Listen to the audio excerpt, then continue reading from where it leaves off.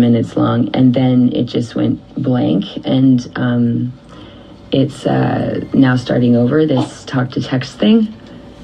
So anyways, again, it's gonna sound all crazy because I'm gonna just say, like, there's things that try to stop things from becoming clear and from people explaining things to people. I went off in a tangent and was very clear, and you would have been like, oh wow, and explained things from beginning to end, and it was very awesome, and now it's gone. And also the phone rang with the same phone number that always seems to come up. Basically, the only thing that's relevant, I guess, is when I sent that information about the lung cancer, there's going to be something that has to do with that small cell or not, okay? So I don't know what Leona is or isn't in that situation, or the other sister, sorry, I can't remember her name right now. I guess it's Diane, I don't know. Wasn't there two Dianes? Anyway, so basically what it is that that's like a first step. I'm probably not going to go anywhere with that today, but you probably won't send it to her, and because people don't listen, they just don't. But if anyone's looking for hope, there's answers all over the place, and there is a reason for all of it. I got into it for the last 10 minutes, and then it got erased. That happened. So what I'm going on and on about over here with, I believe there's a force at work of all of humanity, blah, blah, blah. I'm referring to Satan and God, okay? A lot of people, millions of people that don't know each other, don't have a church, don't have a place where they report and give money to. There's a guy named Cryon. There's a guy, well, there's all kinds of them. They have like sections. They've created churches or whatever, but there are people, many, many, many people who are under the impression that they are channeling. And they are, but let me get back to that. They're channeling what they believe, and there's millions of them. They're all over YouTube, and none of them know each other. None of them talk together.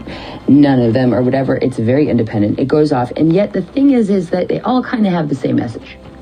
And the message, and that in and of itself is like proof, right? Like, I mean, if everyone who doesn't know each other and doesn't have a church and there's no money and there's no like motive to it, if they're all doing this and it's random and it's like this magical thing, well, of course it's like our higher selves in the future, or it's, aliens or whatever that is giving these.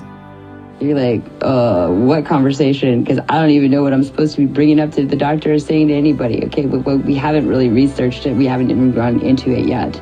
If we put the time and effort into aspects of this. Now, the thing that's coming full circle for me and is pushing at it is it's DNA cell, something about small cell,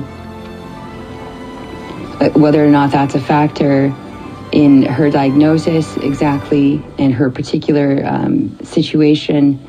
Also, if, I don't know why I want to say this, all ivermectin is coming through, whether or not there's some aspect of antibiotic and but it's also toxin related on her account to be logical. We're thinking smoking, but something about that isn't ringing true. It's almost like there's a bacteria that comes with the smoking or something, or some kind of fungus that is prevalent because of the smoking. The toxicity, yes, but there's something more to it, the reason why it forms or whatever. And so there's a combination of things that has to take place. It's not just a one road thing. It's a combination of different aspects of the same thing that have made tumors grow. That's what I know. That's what I got.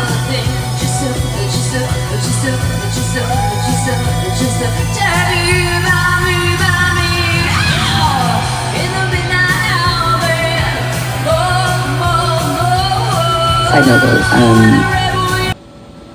the DNA and the structure of the cancer is important. That's a massive aspect. So just let me know if anybody knows if she's got a small cell or not. I don't know what the other one is. I guess it would be bigger cell. I don't know. but what those tumors are formed from. And I think that's something that we go for a biopsy for, to understand what type of chemo that we're getting. So if she's getting chemo at all, they would know that. That would be an aspect that she's already investigated. My dad didn't even get the pleasure of going that far. So that sucks. That really sucks. He never even talked to a doctor. He never even talked to a fucking doctor. He made this huge decision on his life and just decided his healthy body, which was completely healthy aside from the cancer, and I mean it. Every other aspect, my father was fucking fantastic. This one aspect of health that literally, because it just was grasped as a death sentence right away, and we were all convinced that this was, and it's a very aggressive cancer, but not necessarily, because I think that cancer grows really slow. And I think that's why years ago when I had this dream is not the onset of it, but that's when it started to take a hold of him. And that's why I called him, and that's why I told him, and I was really worried and panicked at the middle of the night. And then when my roommate, that's the distraction, my roommate got the call saying her dad was dead when he really wasn't dead, because her stepmom hates her, and it's like, well, I told her he was dead already. I'm just going to leave it there, and hopefully Helen will leave us alone. That's probably what it was. And that was the distraction. So then I was like, oh, it's your dad, yay. And I didn't go forward with mine. So my bad, for not being able to follow through with something. But he did go, and he did have a physical on my advice, except I was focused on his heart because of where he was holding his chest. I assumed it was his heart.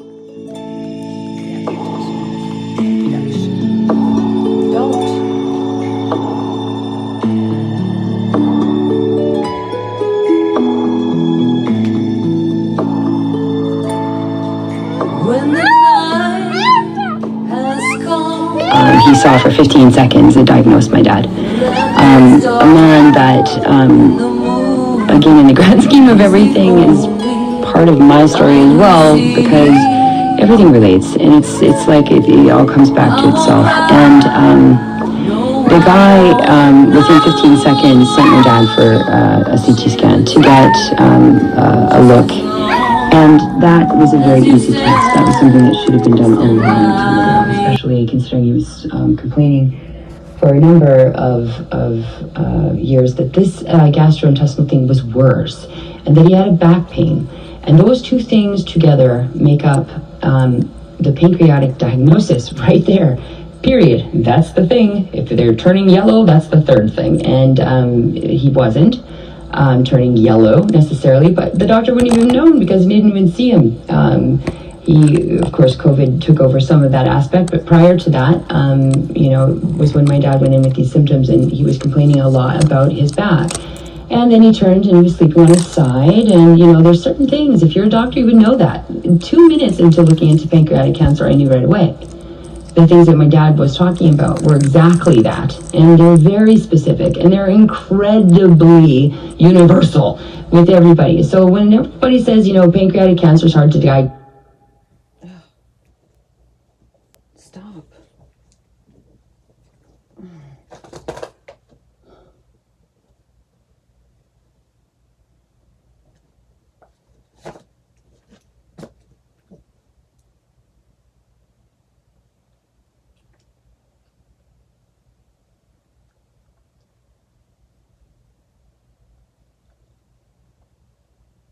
What'd you do?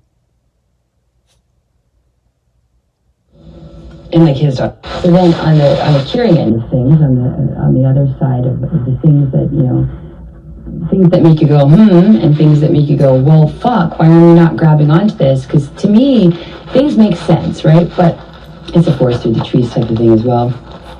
These doctors and so they had access to myriads of information and a bunch of bullshit for, a long time. So I understand why they dismiss a lot of stuff or they don't put it into fruition. I get it. Because when you're in it, it's harder to see. But like this lady, she was doing a press conference because she survived pancreatic cancer. And this is a press conference she did.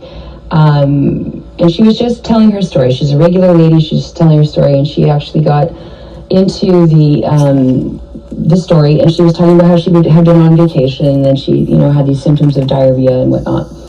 And, geez, her stomach was really acting up. She just didn't know. And now she's like, oh, I went on this trip and blah, blah, blah, blah, blah.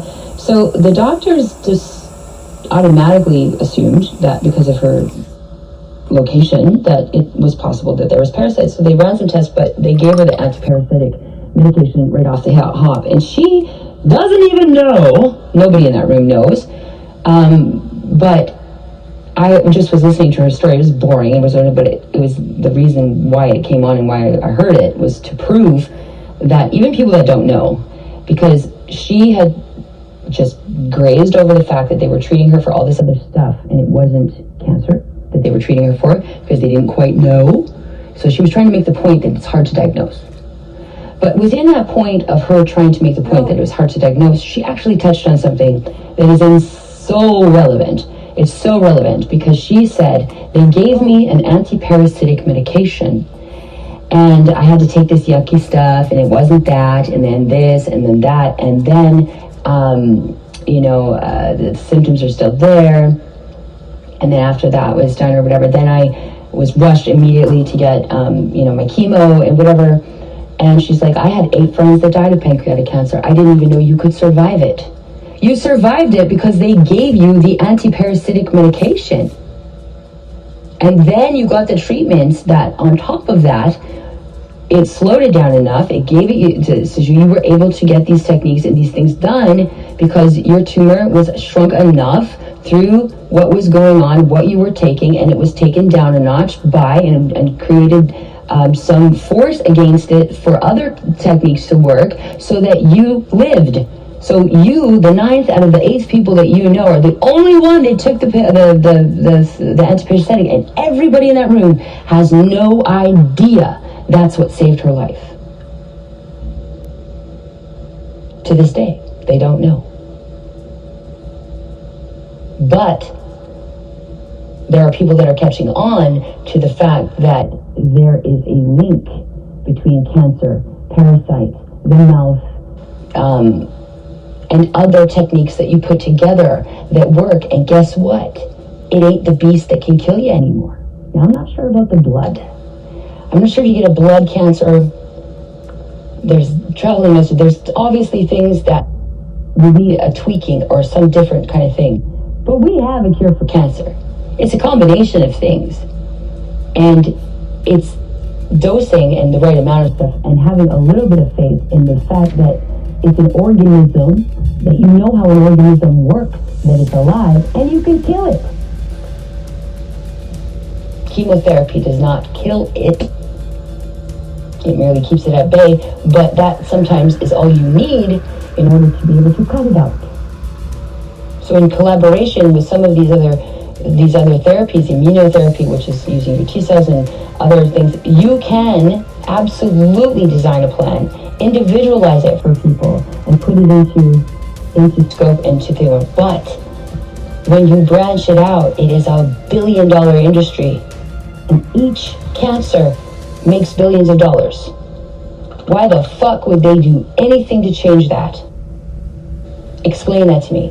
On a level of financial and I don't care if Steve Jobs died of it and he had all the money in the world, who in the hell is going to tell you that this $20 medication is a link to you living?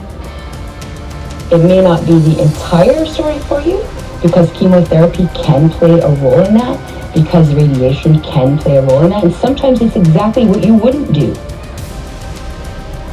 But if we're going to specialize in that, guess what? That's every cancer. And that's now totally all these drugs they're using for it, they're already patented. And they're already used in mainstream, and they're already deemed safe, and they're easy to get, and they're cheap as dirt. Who the fuck would profit? Nobody. That's why. Because the world you live in does not have your back. It doesn't like you. It doesn't care. You're a business. You're an industry. You're usable. You're a slave. Whatever it is, that's the grand concept of everything. The world itself is not on your side.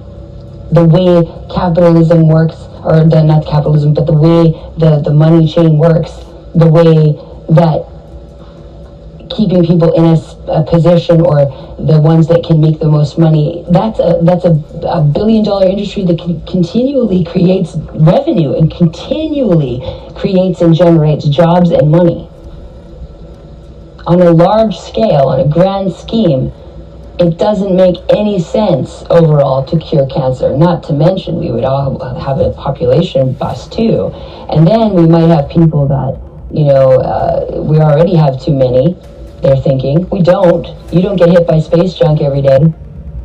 Things fall out of space every day, and not one person gets hit with it. That should tell you how many people there aren't on Earth.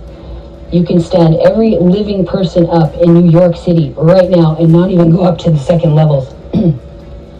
Every human being could stand in New York, and we wouldn't have to use the second levels. That's how little of a population we have. It ain't that big. We're supposed to be making more people. We're supposed to be living together. We're supposed to be working for each other. The world is not God's world. In the Bible, it even says that Satan is the god of earth. Did you know that? I didn't fucking know that. That's crazy shit. But when he fell and we did the original sin thing, and the Nephilim came into fruition at that point when they were mating with women and making abominations of whatever, and then the Catholic Church removed this from the canon, we didn't know about it until about 40 years ago. And all of these things that we have learned to do with manifestation, read the stars, all of that, we were taught that by these angels that came down. These, however many million there were.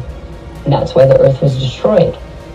Because there were so many fucking freaks of nature running around. It was an abomination. But we have taken what we've learned from these, and they're very intelligent, higher beings they are. They're higher beings than us. They're heavenly. And we've learned to use those things. And some people use those things very well.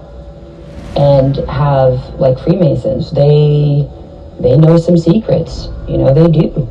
They know some things that they've kept from regular people. When I was getting downloads before Adam died of geometry, I am not a specific person. I'm not a math person. I'm drawing these freaking intricate shapes. Why? The portals is what they were. The big one was a spiral, and there's a lot of power in a spiral. There's a lot of stuff I learned through this. The stuff that I was gaining information with. It was coming from literally fucking nowhere. I'd like to think, I was like, a really cool witch, or I knew whatever. I didn't know shit about shit. The stuff was not stuff that I knew or was able to, it had nothing to do with me. Nothing to do with me. It was incredibly fantastic. That fairy movie that I made, it's beautiful. There was some shit going on though. And when I really look at it, yeah, there was some magical stuff happening. There was an element there where, there was a playfulness, and there was a reality that those lights shouldn't have been doing that. There was a part of Adam in that. The story was like really beautiful, brought me closer to him. But it was overall, at the end of the day, as beautiful as it felt, and as soothing as it was, and as healing as it was, at the end of the day, that was a very demonic situation. And if you look in the yard at the end and see the shit that's going on in there, and you can see it very clearly, it is not hiding. I didn't see it till a year later. In fact, Adam sitting cross-legged with no face is also in the middle of that yard. And I didn't see him for a year either. Lex pointed him out 100 times. Like, what are you talking about? And then one day I was like, oh, there he is. And it's very strange. Very strange.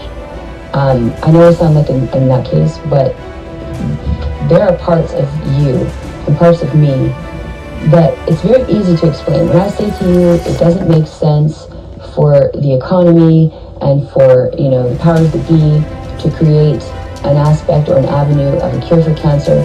It is not because I'm talking out my ass. You know it to be true. It's been stated before. Many people have said it. Yes, there's lots of people that work on the front lines. What comes of any of that research? Not much. Not much. You got to tell me that after billions of dollars have been spent, billions and billions of dollars in years and sweat of the brow, that nobody's come up with something more viable than chemotherapy and radiation and stuff? Are you kidding me? Nah, that's not true. You know it's not true. I know it's not true. We came up with a freaking a vaccine in 2 months, right? For a flu, when you can't do that. And yet here we are, and we don't believe that there's cure for cancer. There is. And the number one killers of people, they like to blame it on you. They like to blame it on your circumstances. This is insurance, everybody, because Freemasons are part of all that. And these skills and these things that we learned from Nephilim, okay, the stars and putting your faith into all of these things and manifestation, all of it works. Because there's forces at work that work. The law of attraction is very real. It is all very real. That's the thing. It's a romantic relationship you can have with these things in a way, because they produce results and you feel very powerful, and that appeals to your ego and that appeals to your sense of things. When people are gyrating around in these, healing retreats and whatnot, where they go, they are having experiences. They're real. Ayahuasca, all that stuff is fucking real, man. It's happening. And whether or not it's brought on by psychosis or not, doesn't matter, because it's still happening. And people are not putting two and two together. So basically, at the end of the day, it comes down to your freedom of choice. And that's the most upheld and highest reason for all of this, that your freedom has been so precious that you are allowed to fuck up until you kill yourself, or vice versa. We're allowed to make this world and make ourselves what we want to do. No one ever took that from you. Being a believer does not take away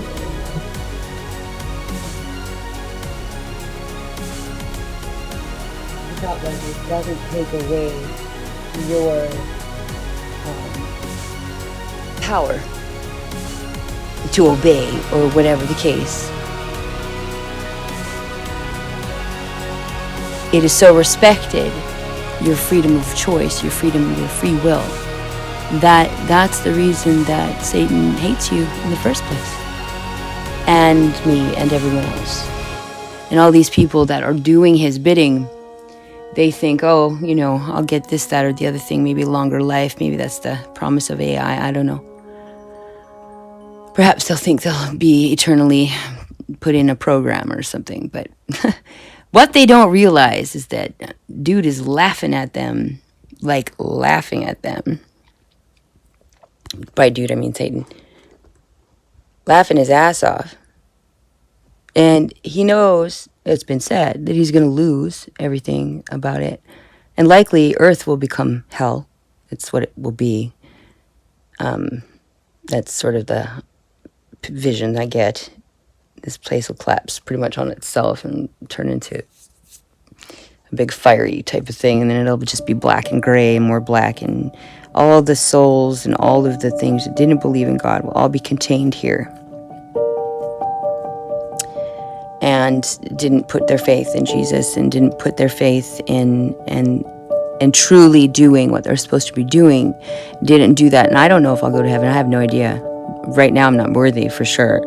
I'm getting there, but I'm certainly not. There are people that, in a split second, like the guy that was on the cross with Jesus, in a split second can go, it's the circumstance that plays a role, I'm a little bit more open to it, so I got a little bit more work to do. The thief on the cross, both of them didn't make it to heaven. One of them did, the other didn't. They both did the same thing. They both committed the same crime. They both did the wrong thing, but one accepted Jesus as his eternal gateway to forgiveness, and so that his purity could go to heaven, so that at that point he was clean enough to walk through that. You have to be, heaven can't tolerate anything less than at least the will to want to not go against God and not go against whatever it is that he knows that we don't know, because we don't know anything. So whatever we think is unfair or wrong or whatever, you don't get to judge that. We don't get to judge that. What we do get to judge is our own behavior and our own feelings, and our feelings and our thoughts do not make us who we are, because we can change those. And it can be a reaction to trauma, and it can be like who we are at the time, but we can always manage to be whatever else.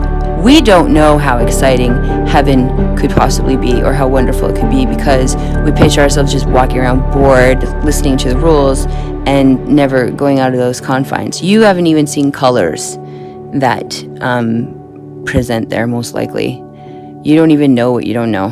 So to be able to say, I'd rather go to hell, seems like more fun, or it doesn't exist, you're going to the same place regardless. So not embracing your home, your beginning, your brothers and sisters, your true divine making, and paying homage to that leaves you